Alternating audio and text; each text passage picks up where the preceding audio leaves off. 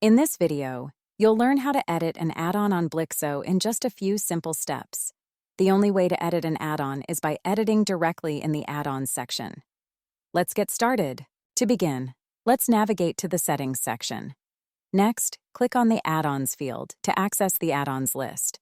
Click on the edit icon of any add-on to initiate the editing process. After clicking, the Edit Add-on screen will appear, where you can edit any fields that you wish to change. For this demonstration, I will edit the name of an add-on as an example. Click Save button to complete the editing process. Let's check it out. Success. The add-on has been edited. Voila! You have successfully edited an add-on in just a few easy steps. Want to learn more tips and tricks on how to use Blixo? Please like and subscribe. Not a Blixo customer yet?